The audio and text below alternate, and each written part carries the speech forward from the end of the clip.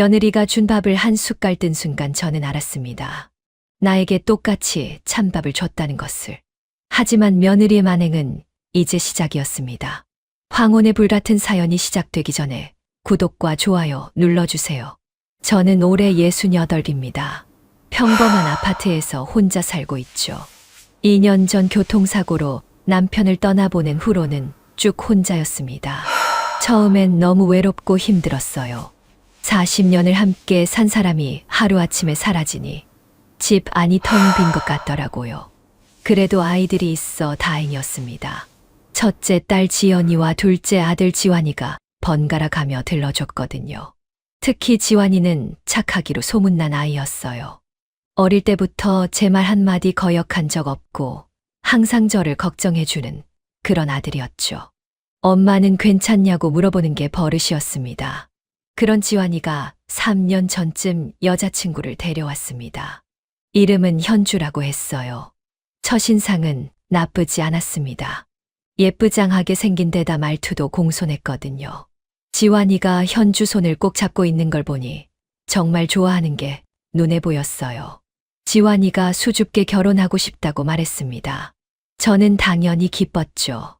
착한 아들이 좋은 사람 만나서 행복하게 사는 게 부모 소원 아니겠어요?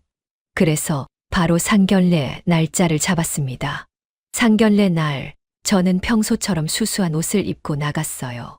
제가 원래 검소하게 사는 편이거든요. 아버지께서 돌아가시기 전에 하신 말씀이 있었습니다. 돈이 있다고 해서 함부로 쓰면 안 되고 필요한 만큼만 쓰고 검소하게 살라고 하셨죠. 그 말씀을 평생 지키며 살았습니다.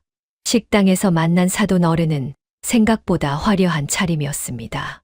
명품 가방에 반짝이는 액세서리까지 온몸에 돈을 두른 것 같더라고요. 인사를 나누는데 사돈 어른이 제 옷차림을 위아래로 훑어보는 게 느껴졌어요. 지환 어머니는 참 검소하게 산다고 말하더군요. 말은 칭찬처럼 했지만 표정은 그게 아니었습니다. 살짝 비웃는 듯한 미소가 입가에 걸려 있었죠. 그때 뭔가 찝찝한 느낌이 들었어요. 이 사람, 돈을 좀 밝히는 것 같다는 생각이 들었거든요. 하지만 지환이가 너무 현주를 좋아하는 게 보여서 참았습니다. 아들이 행복하면 되는 거니까요. 그렇게 결혼 날짜가 정해졌고 저는 지환이에게 집을 마련해 주기로 했습니다. 아버지께서 물려주신 땅이 몇 개 있었거든요. 그중 하나를 팔아서 괜찮은 아파트를 샀어요. 지환이 이름으로요. 그런데 계약하는 날 문득 이런 생각이 들었습니다. 혹시 현준의 집안에서 지환이를 무시하는 거 아닐까 하고요. 상견례 때 사돈 어른 태도가 자꾸 신경 쓰였거든요. 만약 시어머니가 집을 사줬다는 걸 알면 지환이를 무능력하다고 생각할 것 같았어요. 그래서 지환이를 불러서 이 집은 내가 내 돈으로 산 거라고 하라고 말했습니다. 현준의 집에서 너 무시할까 봐 그런다고 엄마가 사준 거 티 내지 말라고 했죠. 지환이는 처음엔 망설였지만 결국 고개를 끄덕였습니다. 그리고 제 손을 꼭 잡으며 정말 감사하다고 효도하겠다고 말했어요. 그렇게 지환이는 결혼했습니다. 신혼집은 현주도 정말 좋아했어요. 입주하는 날 현주가 지환이 어깨에 기대며 남편이 정말 대단하다고 이런 집을 혼자 힘으로 마련했다며 감탄하더군요. 지환이는 어색하게 웃으며 제 눈치를 살폈습니다. 저는 아무렇지 않은 척 웃어줬죠. 그게 지환이를 위한 거라고 생각했으니까요. 결혼 후 1년 동안은 정말 평화로웠습니다. 현주는 정말 싹싹했거든요. 전화도 자주 했고 만날 때마다 환하게 웃으며 인사했어요. 보고 싶었다고 말하고 작은 선물도 가져왔죠. 남편 잃은 저를 걱정해 주기도 했습니다. 그럴 때마다 저는 고마웠어요. 우리 지환이가 좋은 사람 만났다고 생각했죠. 저도 며느리한테 절대 부담 주지 않으려고 조심했습니다. 먼저 전화 안 하고 집에도 함부로 찾아가지 않았어요. 시집살이 같은 건 절대 시키고 싶지 않았거든요. 제가 젊었을 때 시어머니한테 고생 좀 했던 기억이 있어서요. 그렇게 평온한 날들이 이어졌습니다. 가끔 딸 지연이가 집에 놀러 오면 같이 밥 먹고 수다 떨고 그런 소소한 행복들이 있었죠. 남편이 없어서 외롭긴 했지만 아이들이 잘 사니까 그걸로 위안을 삼았어요. 그런데 그날이었습니다. 모든 게 달라지기 시작한 건요. 딸 지연이가 집에 놀러 왔었어요. 둘이서 저녁을 먹으려고 밥을 했는데 딱 두 사람 분량만 했죠. 남편 없이 사는 지 2년이 넘었지만 아직도 가끔 습관적으로 세 사람분을 하다가 다시 덜어내곤 했거든요. 그날도 그랬습니다. 지연이랑 식탁에 앉아서 막 밥을 먹고 있는데 초인종이 울렸습니다. 저는 의아해하며 문을 열었어요. 그런데 밖에 현주가 서 있는 거예요. 완전 깜짝 놀랐죠. 현주가 환하게 웃으며 인사했습니다. 저는 당황해서 어쩐 일이냐고, 무슨 일 있냐고 물었어요. 현주는 지환이가 오늘 야근 때문에 늦게 온다고 해서 혼자 밥 먹기 심심해서 저랑 같이 먹으려고 왔다고 했습니다. 정말 뜻밖이었습니다. 1년 동안 결혼 생활하면서 한 번도 예고 없이 찾아온 적이 없었거든요. 그런데 갑자기 저녁에 찾아오다니요. 어서 들어오라고 했죠. 현주가 안으로 들어오더니 거실 식탁에 앉아서 밥 먹고 있던 지연이를 봤습니다. 형님도 계셨냐며 몰랐다고 하더군요. 지연이도 어리둥절한 표정으로 인사를 받았죠. 저는 슬쩍 밥그릇을 봤어요. 딱 2공기만 있었거든요. 난감했습니다. 현주한테 미안하지만 우리 둘이 먹을 만큼만 밥을 해서 밥을 다시 해야겠다고 말했습니다. 그러자 현주가 손사래를 치며 괜찮다고, 자기는 밥 많이 안 먹으니까 그냥 있는 걸로 달라고 하더군요. 아니라고, 그래도 어떻게 그러냐고 금방 하겠다고 했어요. 부엌으로 가려고 했는데 현주가 또 말했습니다. 정말 괜찮으니까 냉동밥 같은 거 있으면 그것도 된다고요. 냉동밥이라. 사실 냉동실에 얼려둔 밥이 좀 있긴 했어요.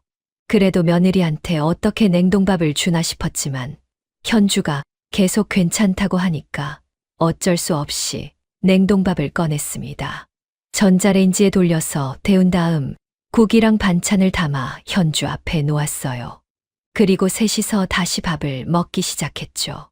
현주는 환하게 웃으며 맛있다고 하면서 밥을 먹었습니다. 저도 지연이도 자연스럽게 대화하며 식사를 마쳤고요. 현주는 밥 먹고 나서 1시간쯤 더 이야기하다가 집으로 돌아갔어요. 오늘 너무 즐거웠다며 또 놀러 오겠다고 하더군요. 조심히 들어가라고 했습니다. 현주가 나간 후 지연이가 설거지를 하며 말했습니다. 현주가 참 싹싹하다고, 지환이가 좋은 사람 만났다고요. 저도 그렇다고 얼마나 다행이냐고 했어요. 정말 그렇게 생각했습니다. 그때까지는요. 그런데 며칠 뒤였습니다. 현주한테서 전화가 왔어요. 자기가 맨날 얻어먹기만 하는 것 같아서 이번엔 자기가 저한테 대접하고 싶다고 했습니다. 저희 집에서 저녁 식사 같이 하자고 하더군요. 정말 예쁜 마음이라고 생각했습니다. 며느리가 이렇게 먼저 챙겨주니 얼마나 고마운지 몰라요. 그래서 바로 좋다고 했죠. 언제가 좋으냐고 물으니 이번 주 토요일이 어떠냐고 했습니다. 좋다고 그날 가겠다고 했어요. 전화를 끊고 나서 저는 기분이 좋았어요. 그래서 금방에 가서 현주한테 줄 팔찌를 하나 샀습니다. 진짜 금팔찌요. 좀 비싸긴 했지만 마음 예쁜 며느리한테 뭐라도 해주고 싶었거든요. 토요일이 되었습니다. 저는 팔찌를 예쁘게 포장해서 들고 지환이네 집으로 갔어요. 초인종을 누르니 현주가 환하게 웃으며 문을 열어줬습니다. 어서 오라고 하더군요. 집 안으로 들어가니 정말 진수성찬이 차려져 있었어요. 갈비찜에 잡채에 온갖 반찬들이 식탁에 가득했죠. 현주가 이걸 다 준비했다니 정말 대단하다 싶었습니다. 이거 다 내가 했냐고 고생했다고 했어요. 현주는 별거 아니라며 제가 좋아하실까봐 열심히 준비했다고 했습니다. 지환이도 웃으며 의자를 빼줬어요. 엄마 여기 앉으라고 하면서 현주가 아침부터 준비했다고 하더군요. 저는 감동했습니다. 그래서 가방에서 팔찌를 꺼내서 현주한테 건넸어요. 현주가 포장을 뜯어보더니 뭔가 탐탁지 않은 표정을 지었습니다. 그래도 입으로는 감사하다고 하면서 팔찌를 그냥 옆 책상에 올려놓더군요. 그 순간 뭔가 이상하다는 느낌이 스쳤지만 그냥 넘어갔습니다. 그런데 그때부터였습니다. 뭔가 이상한 일들이 시작된 건요. 저는 그냥 식탁에 앉았습니다. 현주가 아침부터 준비했다는 진수성찬이 눈앞에 펼쳐져 있었어요. 갈비찜에서 김이 모락모락 올라오고 잡채도 윤기가 흘렀죠. 정성이 가득 담긴 음식들이었습니다. 현주가 밥과 국을 떠서 제 앞에 가져다 줬어요. 지환이 것도 함께요. 저는 고맙다고 인사하고 숟가락을 들었습니다. 그런데 밥을 한 숟가락 뜨는 순간 뭔가 이상했어요. 밥이 퍽퍽했습니다. 감이 안 좋았죠. 한 입 넣었는데 차가웠어요. 얼음장처럼 차가운 게 방금 지은 밥이 아니었습니다. 깜짝 놀라서 뱉어버렸어요. 현주한테 물었죠. 밥이 너무 차갑다고 따뜻한 밥 없냐고요. 현주가 미안하다는 표정을 지으며 말했습니다. 오빠랑 자기 거 푸니까 밥이 모자라서 냉동밥을 돌렸는데 잘 해동이 안 됐나 보다고 하더군요. 그러면서 죄송하다고 했어요. 저는 국이라도 먹으려고 숟가락을 국그릇에 담갔습니다. 한 숟가락 떠서 입에 넣었는데 국도 차가웠어요. 얼음물처럼 차갑더라고요.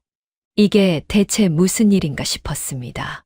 그때 지환이가 눈치 없이 말했어요. 엄마 그럼 자기 것이랑 바꿔서 먹으라고요. 제 밥그릇을 가져가려고 손을 뻗더군요.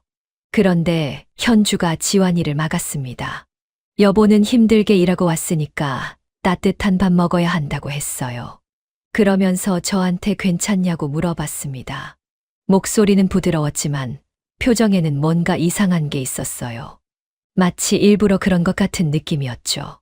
저는 화가 치밀어 올랐지만 꾹 참았습니다. 며느리 앞에서 화내는 건 아니라고 생각했거든요.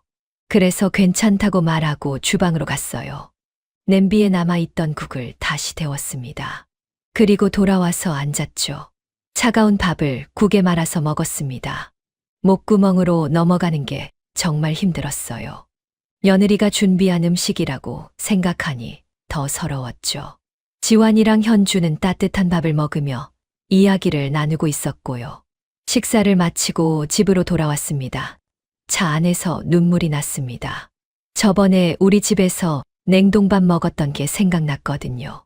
설마 그때 일 때문에 일부러 그런 건가? 그런 생각이 들었어요. 하지만 믿고 싶지 않았습니다. 현주가 그럴 리 없다고, 제가 예민한 거라고 스스로를 다독였죠. 집에 도착해서 딸 지연이한테 전화했어요. 오늘 있었던 일을 말했습니다. 현주네 집에서 차가운 밥이랑 국을 먹었다고요. 지연이가 깜짝 놀라며 물었습니다.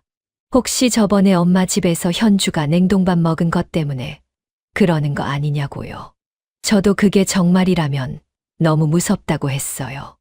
며느리가 그렇게까지 할 사람은 아닌 것 같은데 왠지 찝찝하다고요. 지연이는 엄마 너무 생각하지 말라고 그냥 실수였을 거라고 위로해 줬습니다. 하지만 마음 한구석이 계속 불편했어요. 그래도 아니겠지 하고 넘어가려고 애썼습니다. 일단은요. 며칠이 지났습니다. 현주한테서 또 전화가 왔어요. 저번에 밥일로 너무 미안했다고 다시 한번 대접하고 싶다고 했습니다. 이번엔 정말 제대로 준비하겠다고 하더군요. 저는 찝찝했지만 거절할 수가 없었어요. 며느리가 그렇게 말하는데 안 간다고 하면 이상하잖아요. 그래서 좋다고 했습니다. 약속한 날이 되어서 현주네 집에 갔어요. 문을 열고 들어가니 또 음식이 잘 차려져 있었습니다. 이번에는 실수하지 않겠다는 듯이 정성스럽게 준비한 게 보였어요. 현주가 환하게 웃으며 맞아줬습니다. 어서 오라고, 오늘은 정말 맛있는 거 준비했다고 하더군요. 저도 웃으며 인사했죠. 식사 준비를 도와주겠다고 했어요. 현주가 좋다고 하면서 부엌으로 안내했습니다. 함께 음식을 나르고 그릇을 정리하면서 이야기를 나눴어요. 분위기는 나쁘지 않았습니다. 그런데 현주가 갑자기 쓰레기 좀 버려달라고 했어요. 쓰레기 봉투를 가리키면서요. 저는 별 생각 없이 쓰레기를 들었습니다. 그리고 현관 쪽에 있는 쓰레기통으로 갔죠. 쓰레기통 뚜껑을 여는 순간 제 눈이 그것을 봤습니다. 제가 사준 팔찌였어요. 금방에서 산 진짜 금팔찌가 쓰레기통 안에 버려져 있었습니다. 포장도 안 뜯은 채로요. 아니, 포장은 뜯었는데 그냥 그대로 던져진 거였어요. 머리가 띵했습니다. 손이 떨렸어요. 제가 마음을 담아서 사준 선물이 비싸게 주고 산 진짜 금팔찌가 쓰레기통에 있다니요. 부엌으로 돌아갔습니다. 현주한테 물었어요. 이거 왜 버렸냐고요. 제가 준 선물인데 왜 쓰레기통에 있냐고 했죠. 현주가 미안하다는 듯이 웃으며 말했습니다. 자기는 은독이 있어서 도금한 건 못 찬다고요. 그래서 버렸다고 하더군요. 도금이라고요? 제가 금방에서 직접 산 진짜 금팔찌를 도금이라고 했습니다. 믿을 수가 없었어요. 현주는 제가 가난해서 도금 팔찌밖에 못 사준다고 생각한 거였어요. 그 순간 모든 게 이해됐습니다. 저번에 차가운 밥 준 것도, 국을 차갑게 준 것도 다 일부러였던 거예요. 저를 무시하고 있었던 겁니다. 가난한 시어머니라고 생각하고 말이죠. 화가 치밀어 올랐습니다. 하지만 꾹 참았어요. 여기서 화내면 제가 이상한 사람이 되니까요. 침착하게 지환이를 불렀습니다. 지환이가 왔어요. 저는 지환이한테 오늘 있었던 일을 말했습니다. 차가운 밥 먹은 것도, 지금 팔찌가 쓰레기통에 버려진 것도 말했죠. 현주가 나한테 왜 이러냐고 물었어요. 그런데 지환이 반응이 이상했습니다. 제 편을 들어줄 줄 알았는데 오히려 저한테 화를 내더라고요. 엄마가 왜 현주한테 그러냐고, 현주가 그럴 리 없다고 소리쳤어요. 엄마 노망 난 거 아니냐고까지 말했습니다. 현주가 챙겨드린다고 한 건데 왜 그렇게 난리를 치냐고, 좋은 팔찌 사줄 거 아니면 사오지도 말라고 했어요. 귀를 의심했습니다. 제 아들이 그렇게 착하던 지환이가 저한테 노망 났다고 했어요. 좋은 팔찌 사줄 거 아니면 사오지 말라고 했고요. 가슴이 무너지는 것 같았습니다. 장가 가기 전까지만 해도 착하기만 했던 아들이 저렇게 변해 있었어요. 현주 만나고 나서 완전히 다른 사람이 된 거였죠. 옆에서 현주는 계속 불쌍한 척하고 있었습니다. 자기는 진짜 그런 거 아니라고, 어머님이 오해하신 거라고 했어요. 눈물까지 글썽이면서요. 더 이상 거기 있을 수가 없었습니다. 저는 아무 말도 하지 않고 현관으로 갔어요. 신발을 신으려는데 손이 떨렸습니다. 뒤에서 지환이가 뭐라고 하는 것 같았지만 듣고 싶지 않았어요. 집 밖으로 뛰쳐나왔습니다. 엘리베이터를 기다릴 수도 없어서 계단으로 내려갔어요.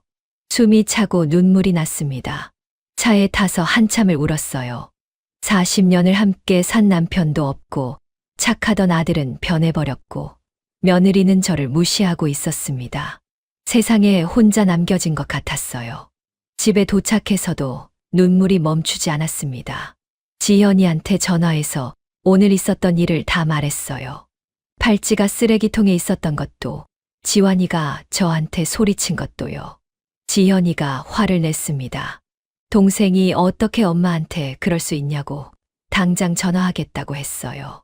하지만 저는 말렸습니다. 그냥 내버려 두라고요. 지금 전화해봤자 지환이는 제 말을 안 믿을 거라고 했죠. 지연이는 엄마가 너무 착해서 저렇게 당한다고 했습니다. 이제라도 똑바로 정신 차리라고요. 그 며느리는 분명히 뭔가 속셈이 있는 거라고 했어요. 저도 그렇게 생각했습니다. 하지만 어떻게 해야 할지 막막했어요. 아들은 제 말을 안 믿고 며느리는 겉으로는 착한 척하고 있으니까요. 그날 밤 잠을 잘 수가 없었습니다. 계속 생각했어요. 제가 뭘 잘못했나, 현주한테 뭘 잘못해준 게 있나 하고요. 하지만 아무리 생각해도 떠오르는 게 없었습니다. 오히려 제가 너무 조심스럽게 대했던 게 아닌가 싶었어요. 시집살이 시키기 싫어서 먼저 연락도 안 하고 집에도 안 찾아가고 그렇게 조심했는데 말이죠. 한 달이 지났습니다. 그동안 지환이한테서 연락은 한 통도 없었어요. 현주한테서도 없었고요. 제가 연락할 생각도 없었습니다. 지연이가 가끔 들러서 위로해줬어요. 엄마 너무 상처받지 말라고, 시간이 지나면 지환이가 정신 차릴 거라고 했죠. 하지만 저는 그럴 것 같지 않았어요. 혼자 집에 있으니 더 외로웠습니다. 남편도 없고 아들도 없는 것 같았거든요. 그저 하루하루를 버티는 기분이었어요. 그러던 어느 날이었습니다. 약속이 있어서 집 근처 카페에 갔어요. 친구를 만나기로 했거든요. 조금 일찍 도착해서 구석 자리에 앉아 있었습니다. 커피를 마시며 창밖을 보고 있는데 갑자기 익숙한 웃음소리가 들렸어요. 여자들이 수다 떠는 소리였습니다. 목소리가 커서 저절로 귀에 들어왔죠. 고개를 돌려보니 옆 테이블 떨어진 곳에 여자 4~5명이 앉아 있었어요. 그중 한 명이 현주였습니다. 제 심장이 쿵 내려앉았어요. 황급히 메뉴판으로 얼굴을 가렸습니다. 현주가 저를 보면 안 될 것 같았거든요. 그런데 현주 목소리가 들렸습니다. 또렷하게요. 우리 시어머니는 돈도 없어서 시장에서 산도금 팔찌를 사다 준 분이라고 했어요. 친구들이 키득키득 웃는 소리가 들렸습니다. 현주가 계속 말했어요. 돈도 한 푼 없어서 자기 아들 장가갈 때 빈손으로 보냈다고요. 다 지환이가 스스로 집을 해온 거라고 했습니다. 그리고 또 말했어요. 남편 말로는 조그만 땅이 있다는 것 같은데 죽으면 그거 아들한테 오냐고 물어보더군요. 그러면서 키득키득 웃었어요. 제 귀를 의심했습니다. 현주가 친구들 앞에서 저를 그렇게 조롱하고 있었어요. 가난한 시어머니라고 도금 팔찌나 사주는 사람이라고요. 손이 떨렸습니다. 당장 일어나서 따져 묻고 싶었어요. 하지만 참았습니다. 여기서 싸우면 제가 이상한 사람이 되니까요. 가방을 챙겨서 조용히 카페를 빠져나왔습니다. 친구한테 전화해서 약속을 취소했어요. 몸이 안 좋다고 거짓말했죠. 차에 타자마자 지환이한테 전화를 걸었습니다. 분노가 치밀어 올랐거든요. 전화를 받으라고 속으로 외쳤어요. 지환이가 전화를 받았습니다. 저는 참지 못하고 소리쳤어요. 방금 카페에서 현주가 친구들한테 저 험담하는 거 들었다고요. 도금 팔찌 사줬다고, 돈 없어서 빈손으로 아들 장가 보냈다고 했다고 말했습니다. 그런데 지환이가 또 화를 냈어요. 엄마 왜 그러시냐고, 치매 걸린 거 아니냐고까지 말했습니다. 현주 같은 착한 애가 그런 말을 할 리 없다고, 엄마가 잘못 들은 거라고 했어요. 더 이상 참을 수가 없었습니다. 이제 알았어요. 지환이는 완전히 현주한테 넘어가 버렸다는 거요. 제 말은 하나도 안 믿고 현주 편만 들고 있었습니다. 전화를 끊었습니다. 그리고 결심했어요. 이제 더 이상 참지 않겠다고요. 전화를 끊고 나서 저는 한참을 앉아 있었습니다. 머릿속이 복잡했어요. 분노와 배신감, 그리고 서러움이 뒤섞여 있었죠. 며느리가 저를 그렇게 무시하고 있었다는 게 믿기지 않았습니다. 돈 없는 시어머니, 도금 팔찌나 사주는 거지 같은 시어머니라고 생각하고 있었던 거예요. 그것도 친구들 앞에서 대놓고 비웃으면서요. 그런데 더 큰 문제는 지환이었습니다. 제 아들이 완전히 현주한테 넘어가서 제 말을 하나도 안 믿고 있었어요. 노망났다는 말까지 하더군요. 제가 낳아서 키운 아들이 말이죠. 가슴이 찢어지는 것 같았습니다. 하지만 동시에 화도 났어요. 이대로 당하고만 있을 수는 없었습니다. 저는 가방에서 서류철을 꺼냈습니다. 지환이 아파트 계약서가 들어 있었어요. 서류를 펼쳐보니 명의가 제 이름으로 되어 있었습니다. 그때 생각났어요. 집을 살 때 일단 제 명의로 해뒀던 거였죠.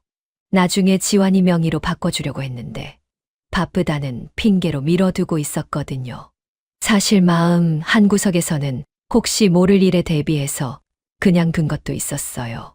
지금 생각하니 정말 다행이었습니다. 명의가 제 것이니까 법적으로 그 집은 제 재산이었어요. 지환이한테 당장 나가라고 할 수 있었죠.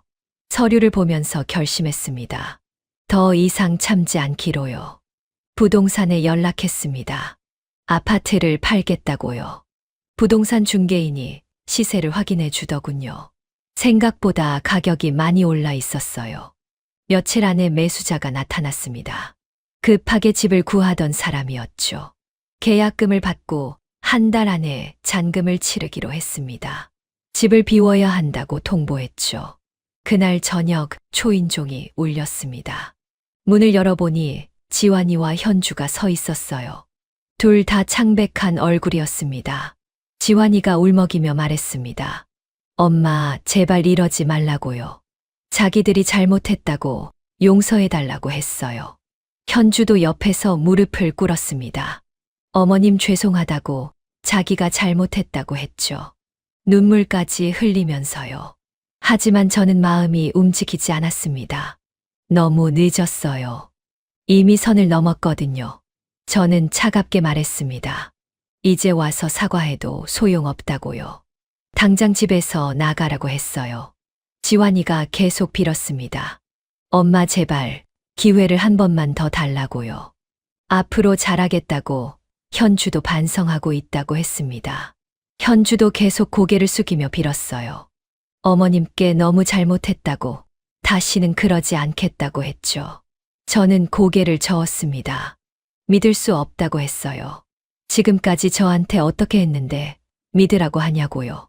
지환이가 눈물을 흘리며 말했습니다. 엄마가 집을 사줬다는 걸 몰랐다고요.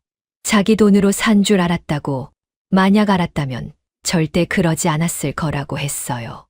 그 말을 듣는 순간 웃음이 나왔습니다. 그게 문제가 아니잖아요. 누가 집을 사줬든 시어머니한테 그렇게 대하면 안 되는 거죠. 저는 단호하게 말했습니다. 내일까지 집 비우라고요. 안 그러면 강제 퇴거 조치를 취하겠다고 했습니다. 지환이와 현주는 한참을 더 빌었어요. 하지만 저는 문을 닫았습니다. 더 이상 볼 필요가 없었거든요. 문 밖에서 한참 동안 소리가 들렸습니다. 지환이가 엄마라고 부르는 소리, 현주가 우는 소리요. 하지만 저는 귀를 막았어요. 다음 날 오후 지연이한테서 연락이 왔습니다. 지환이가 짐을 싸서 나갔다고 하더군요. 월세방을 알아보고 있다고요. 저는 그렇게 하라고 했습니다. 지연이가 엄마 괜찮냐고 물었어요. 괜찮다고 대답했죠. 사실 괜찮지는 않았지만요. 며칠이 지났습니다. 지환이한테서 계속 연락이 왔지만 받지 않았어요. 문자로 사과 메시지를 보내왔지만 읽지도 않았습니다. 한 달쯤 지났을 때 지연이가 집에 왔습니다. 지환이 얘기를 하더군요. 지금 작은 월세방에서 살고 있다고, 정말 많이 힘들어한다고 했어요. 그래도 저는 마음을 바꾸지 않았습니다. 지환이가 정신 차려야 한다고 생각했거든요. 현주한테서 벗어나야 한다고요. 지현이가 물었습니다. 엄마는 앞으로 어떻게 할 거냐고요. 지환이를 계속 이렇게 내버려 둘 거냐고 물었죠. 저는 대답하지 못했습니다. 솔직히 저도 잘 모르겠었거든요. 그냥 지환이가 변하기를 기다리고 있었어요. 현주한테서 눈을 뜨기를 바라면서요. 2달쯤 지났을 때였습니다. 지환이한테서 또 전화가 왔어요. 이번에는 받았습니다. 지환이 목소리가 많이 지쳐 있었어요. 엄마라고 부르는 소리가 힘이 없었죠. 저는 무슨 일이냐고 물었습니다. 지환이가 한참을 망설이더니 말했습니다. 현주랑 이혼했다고요. 저는 깜짝 놀랐습니다. 이혼이라니요. 무슨 일이 있었냐고 물었어요. 지환이가 말했습니다. 현주가 집이 원래 엄마가 사준 거였는데 왜 자기가 산 척했냐고 따져 물었다고요. 자기를 속였다고, 믿을 수 없다고 했다고 합니다. 그리고 이혼하자고 했다고 해요. 돈 없는 남편은 필요 없다고, 자기를 실망시켰다고 했다고 하더군요. 저는 할 말을 잃었습니다. 결국 현주의 본색이 드러난 거였어요. 처음부터 돈만 보고 결혼한 거였던 겁니다. 지환이가 울먹이며 말했습니다. 엄마 말이 다 맞았다고요. 자기가 바보같이 현주만 믿고 엄마 말을 안 들었다고, 정말 죄송하다고 했어요. 그리고 또 말했습니다. 결혼 생활 내내 장모님한테 매달 선물을 갖다 바쳤다고 해요. 현주가 자꾸 엄마한테 선물 사드려야 한다고 해서 비싼 명품들을 계속 사줬다고 합니다. 돈이 모자라면 대출까지 받아서 줬다고 해요. 그렇게 거액을 쓰다 보니 나중에는 정말 돈이 없어졌다고 하더군요. 그런데 현주는 그래도 계속 자기 엄마한테 용돈을 주라고 했다고 합니다. 돈이 없다고 하니까 그제야 이혼하자고 했다고 해요. 저는 기가 막혔습니다. 결국 현주와 장모는 처음부터 지환이 돈만 노린 거였어요. 그것도 제 아들 등골을 빼먹은 겁니다. 화가 치밀어 올랐습니다. 어떻게 감히 제 아들을 그렇게 이용할 수 있냐고요. 지환이가 계속 울고 있었습니다. 엄마 정말 죄송하다고, 이제라도 정신 차렸다고 했어요. 저는 한숨을 쉬었습니다. 그리고 말했어요. 일단 집에 오라고요. 얘기 좀 하자고 했습니다. 지환이가 고맙다고 했습니다. 금방 가겠다고요. 전화를 끊고 나서 저는 한참을 앉아 있었습니다. 복잡한 감정이 들었어요. 아들이 그렇게 고생했다는 게 안타까웠지만 동시에 화도 났습니다. 그리고 현주와 장모한테 대한 분노가 끌어올랐어요. 감히 제 아들을 그렇게 이용하다니요. 이대로 넘어갈 수는 없었습니다. 저는 결심했습니다. 반드시 복수하겠다고요. 1시간쯤 지나서 지환이가 왔습니다. 많이 야윈 모습이었어요. 눈도 푹 꺼지고 얼굴도 헬쑥했죠. 2달 만에 보는 아들이 이렇게 초라해 보이니 마음이 아팠습니다. 지환이가 현관에서부터 무릎을 꿇었습니다. 엄마 정말 죄송하다고 용서해달라고 했어요. 눈물을 흘리면서요. 저는 지환이를 일으켰습니다. 일단 앉으라고 했어요. 그리고 천천히 얘기를 들었습니다. 지환이가 말했어요. 현주랑 결혼하고 나서 처음엔 정말 행복했다고요. 현주가 착하고 예쁘고 자기를 잘 챙겨줬다고 했습니다. 그때는 정말 사랑했다고 하더군요. 그런데 시간이 지나면서 이상한 점들이 보이기 시작했다고 해요.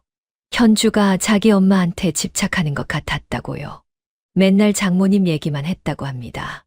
오늘은 엄마가 뭐 하셨대, 엄마가 뭐 갖고 싶어 하신대, 그런 얘기들이었어요. 그리고 선물을 사라고 했대요. 처음엔 작은 것들이었는데 점점 비싼 걸 요구했다고 합니다. 명품 가방에, 액세서리에, 옷이었죠. 한 번은 수백만 원짜리 가방을 사달라고 했다고 해요. 지환이는 현주를 사랑했으니까 다 들어줬다고 해요. 돈이 부족하면 대출까지 받아가면서요. 아내가 행복하면 된다고 생각했다고 합니다. 그렇게 2년 동안 쓴 돈이 엄청났다고 합니다. 정확히 계산해 보니 5천만 원이 넘었다고 하더군요. 5천만 원이요. 제 아들이 그렇게 많은 돈을 장모한테 갖다 바쳤다니요. 저는 기가 막혔습니다.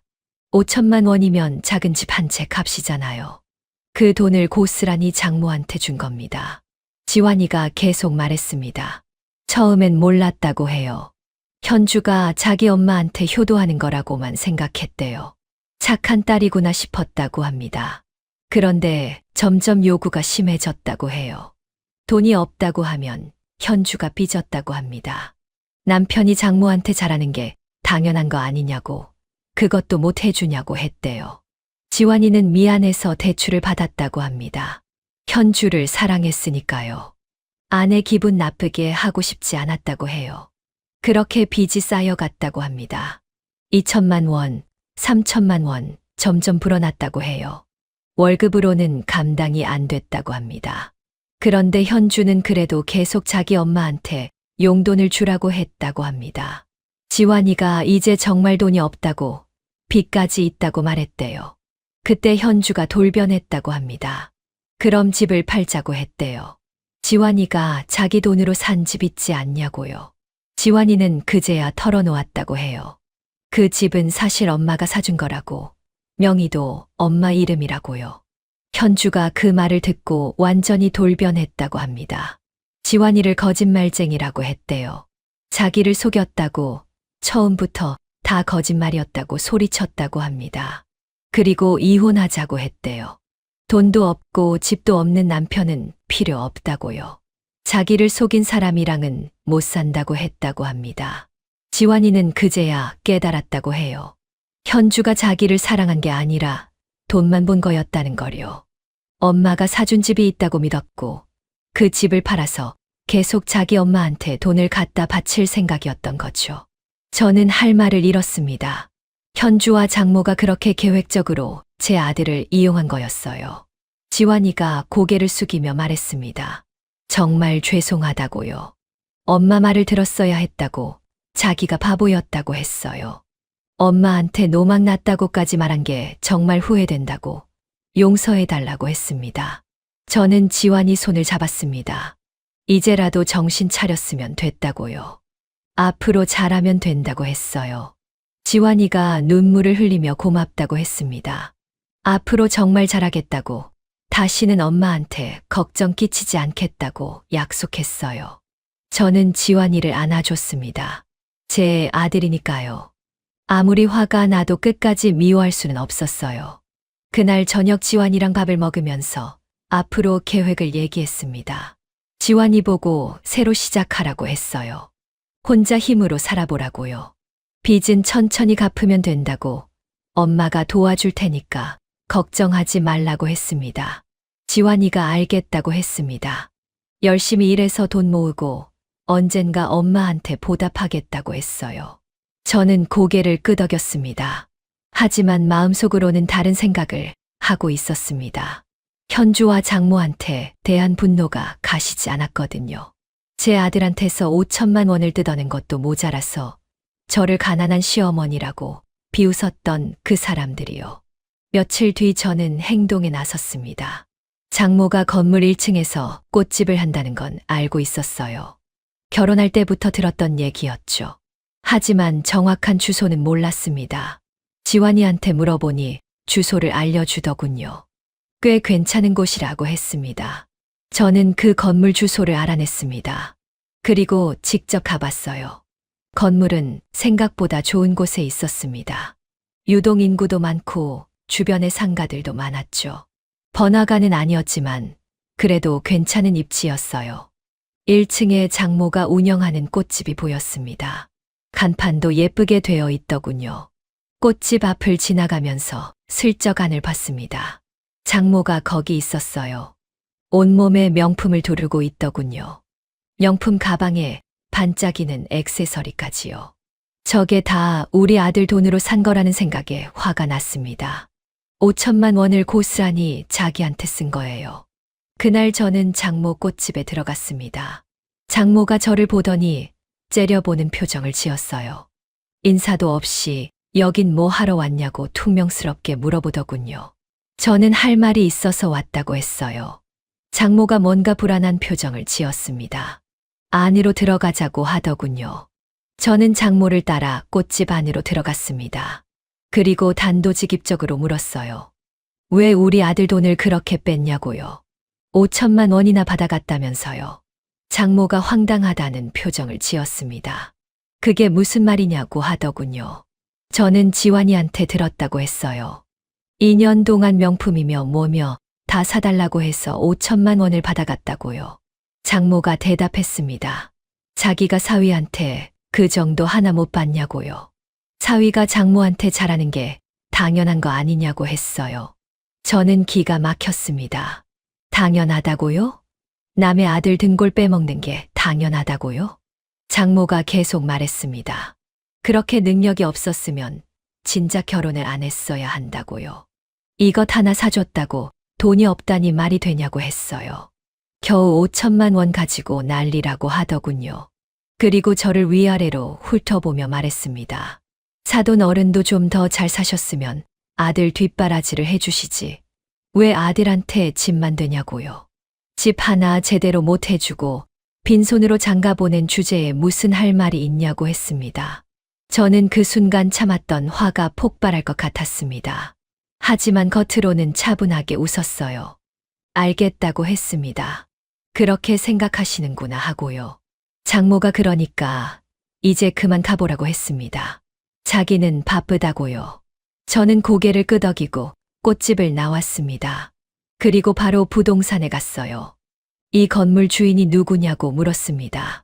부동산에서 알아보더니 개인 소유라고 하더군요. 건물주 연락처를 알려줬어요. 저는 바로 건물주한테 연락했습니다. 그 건물을 사고 싶다고요. 건물주가 놀라면서 물었어요. 얼마에 살 생각이냐고요. 저는 말했습니다. 시세보다 2배를 주겠다고요. 건물주가 잠시 망설이더니 만나서 얘기하자고 했습니다.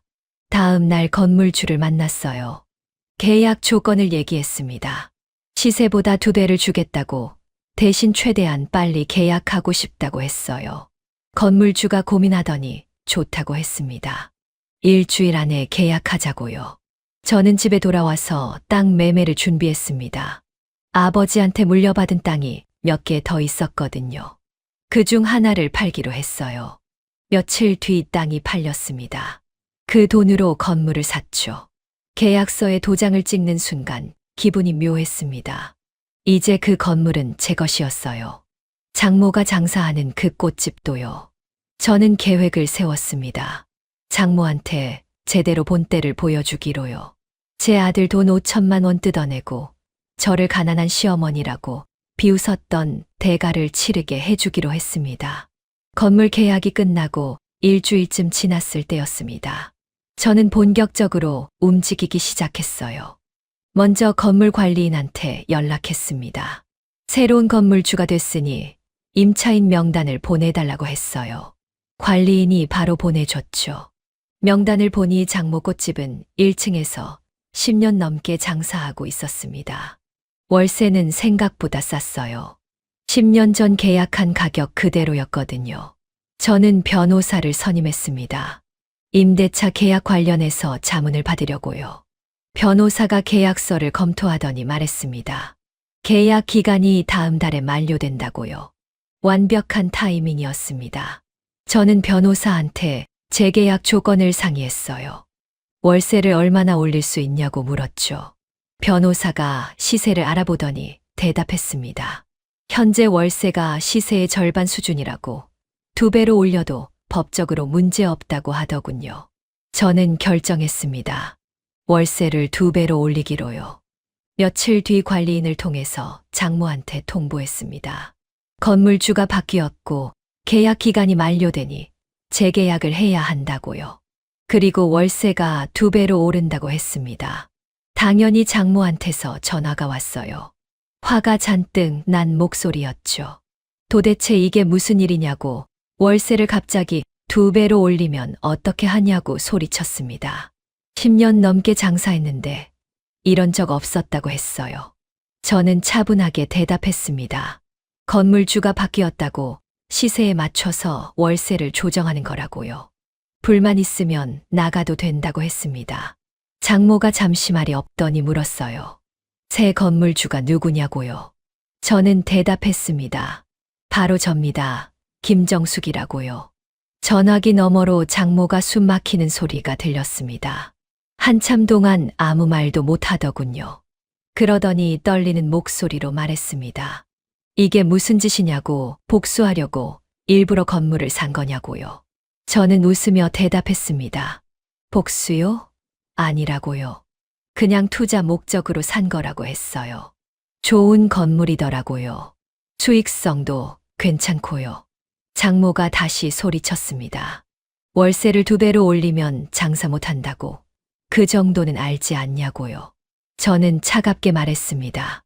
그럼 나가시면 된다고요. 다른 임차인 구하면 되니까요.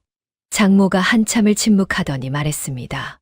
제발 월세 좀 깎아달라고요. 10년 넘게 장사한 곳인데 이렇게 쫓겨나면 안 된다고 했어요. 저는 단호하게 거절했습니다. 시세대로 받는 건데 깎아줄 이유가 없다고요. 싫으면 나가라고 했습니다. 장모가 욕을 하기 시작했어요. 이년아, 정신 나간 거 아니냐고, 어떻게 이럴 수 있냐고 소리쳤습니다. 저는 전화를 끊어버렸습니다. 더 이상 들을 필요가 없었거든요. 다음 날 장모가 직접 찾아왔습니다. 제 집 초인종을 눌렀어요. 문을 열어보니 장모가 서 있었습니다. 이번엔 명품 가방이 없었어요. 수수한 옷차림에 화장기 없는 얼굴이었죠. 장모가 고개를 숙이며 말했습니다. 사돈 어른, 제발 한 번만 봐달라고요. 월세를 조금만 깎아달라고 했어요. 저는 냉정하게 대답했습니다. 안 된다고요. 시세대로 내든지 나가든지 하라고 했습니다. 장모가 계속 빌었습니다. 10년 넘게 한 가게인데 이렇게 쫓겨나면 안 된다고요. 제발 정 좀 봐달라고 했어요. 저는 웃으며 말했습니다. 정이요? 장모님이 우리 아들한테 정을 베푸셨나요? 5천만 원 뜯어내면서 정을 생각하셨어요? 장모 얼굴이 새하얗게 변했습니다. 말문이 막힌 듯 아무 말도 못하더군요. 저는 계속 말했습니다. 저를 가난한 시어머니라고 비웃으셨죠. 도금 팔찌나 사주는 거지라고요? 아들 뒷바라지도 못하는 짐덩이라고 하셨잖아요. 장모가 그건 아니라고 오해라고 했습니다. 자기가 그럴 리 없다고요. 저는 코웃음 쳤습니다. 오해요? 제가 카페에서 직접 들었다고요. 친구들한테 저 험담하는 거 다 들었다고 했습니다.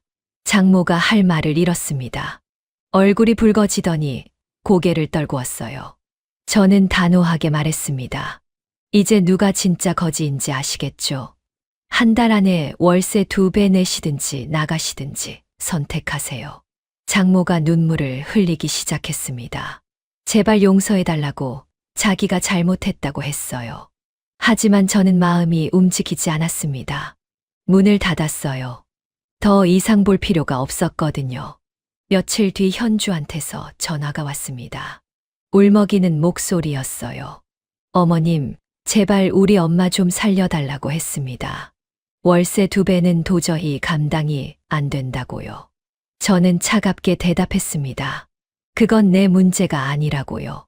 싫으면 나가라고 했습니다. 현주가 계속 빌었어요. 자기가 잘못했다고 용서해달라고 했습니다. 지환이한테도 미안하다고 다시 돌아가고 싶다고까지 했어요. 저는 웃음이 나왔습니다.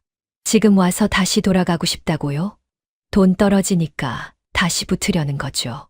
현주가 아니라고 했습니다. 진심으로 후회한다고 지환이를 사랑했다고 했어요. 저는 단호하게 말했습니다. 거짓말하지 말라고요. 돈만 보고 결혼했으면서요. 이제 와서 사랑 타령하지 말라고 했습니다. 그리고 덧붙였어요. 지환이는 이제 행복하게 잘 살고 있다고요.